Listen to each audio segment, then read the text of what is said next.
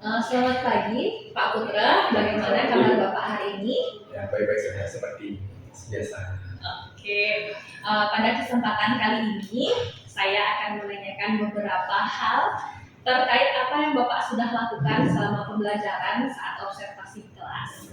Nah, tujuan percakapan kita hari ini adalah mengevaluasi sejauh mana proses pembelajaran yang sudah Bapak lakukan.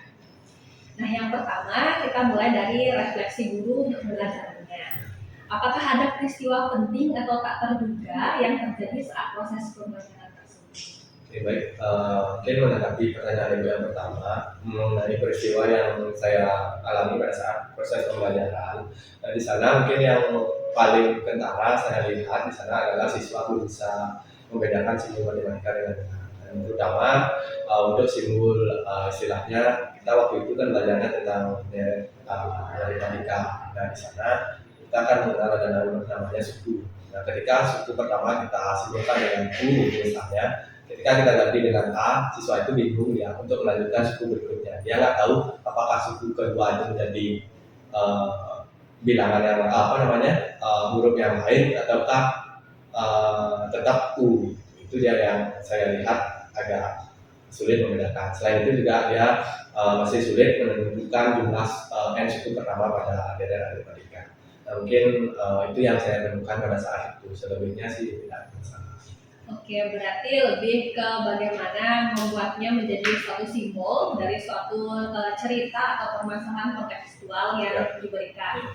Kemudian, bagaimana perasaan Bapak terkait proses pembelajaran yang Bapak lakukan saat ini? Mengenai perasaan pada saat pembelajaran, mungkin perasaan yang saya alami mungkin sama seperti pada saat mengajar biasa, gitu ya. Jadi merasa nyaman dengan keadaan siswa karena selain itu siswa juga bisa mengerjakan lembaran kerja atau LKPD dengan baik. Jadi tidak ada halangan. Cuma mungkin seperti tadi ada beberapa yang saya sebutkan di awal tadi peristiwa itu seperti belum bisa menganalisis simbol itu dengan baik. Oke, berarti perasaannya senang dan nyaman, Bapak ya. Ya, selanjutnya bisakah Bapak ceritakan kembali area pengembangan yang sudah Bapak lakukan dalam pembelajaran? Apakah sudah berhasil?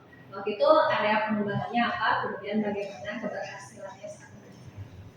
Oke, jadi area pengembangannya mungkin di sana saya sudah coba menerapkan berbagai pembelajaran, menggunakan strategi pembelajaran. Namun ada dari strategi pembelajaran itu yang mungkin lupa saya terapkan, seperti istilahnya pada saat siswa sudah mulai kondisinya kurang fokus, saya lupa memberikan ice breaking itu yang terlewat. Kemudian ada jargon-jargon mungkin untuk memfokuskan siswa untuk kembali ke pembelajaran, itu yang kemarin sedikit terlewat. Itu yang tidak sesuai dengan cara sih, yang agak biasa.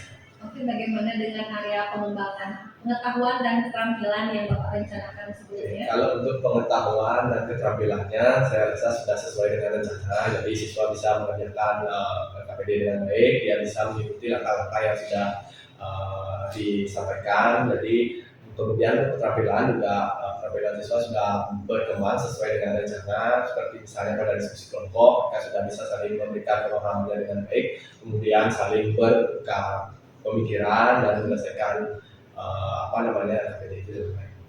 Oke, berarti sudah berjalan dengan lancar dan area pengembangan yang Bapak ingin kembangkan yaitu pengetahuan dan keterampilan juga sudah berjalan dengan lancar. Selanjutnya, menurut Bapak apakah ada kendala-kendala yang dihadapi saat proses pembelajaran saat itu?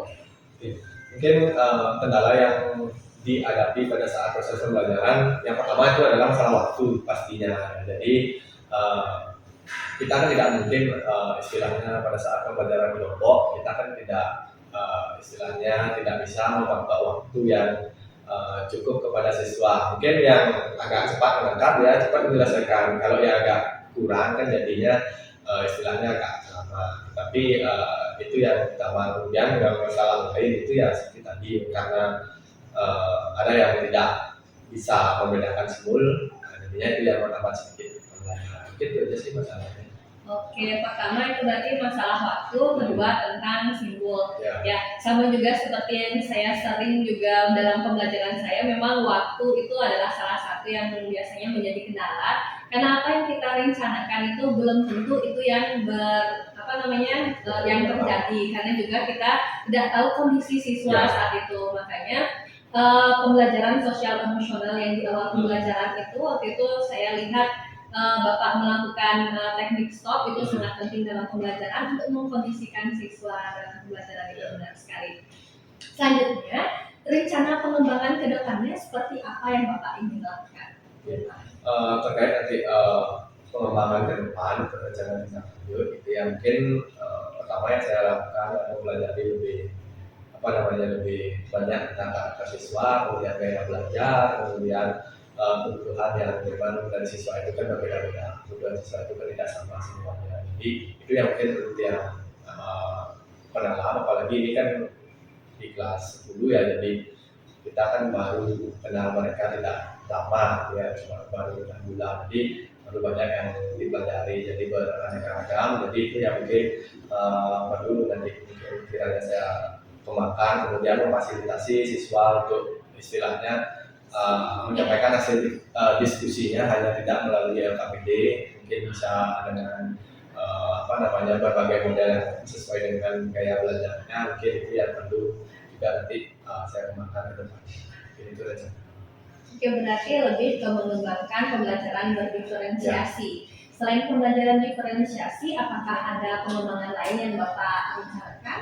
Jadi untuk selain masalah pembelajaran berdiferensiasi, mungkin seperti tadi yang saya sampaikan, mungkin untuk meningkatkan sosial emosional, kemudian ada yang lain misalnya penerapan budaya positif, ya mungkin nanti saya coba untuk siswa yang mungkin memiliki kemampuan yang lebih, mungkin bisa istilahnya kayak tutor sebaya gitu ya, teman-teman yang mungkin istilahnya belum memahami dengan baik, seperti tadi masalah namanya kan simbol-simbol yang saya bilang tadi, mungkin itu sih. Berarti yang saya tangkap rencana tindak lanjutnya adalah meningkatkan pembelajaran berdiferensiasi. Yang kedua itu tentang budaya positif, terutama mungkin membuat keyakinan kelas, nanti ajak muridnya membuat keyakinan kelas. Kemudian yang terakhir itu tadi saya dengar tentang PSE. Ya, PSE sangat penting dilakukan dalam pembelajaran, apalagi kalau misalkan muridnya tuh setelah libur panjang atau setelah kegiatan ulang tahun waktu ini, sangat penting kita melakukan PSE. Baik, terima kasih atas jawaban Bapak dan semoga apa yang Bapak rencanakan berjalan lancar. Bisa disampaikan apa kesimpulan dari diskusi kita hari ini? Untuk kesimpulan diskusi hari ini mungkin yang bisa saya sampaikan pertama, tadi banyak masukan yang diberikan oleh Ibu Seni untuk proses pembelajaran saya di kelas. Selain itu juga mungkin ada beberapa dari rencana pembelajaran itu yang harus memang saya sesuaikan kembali.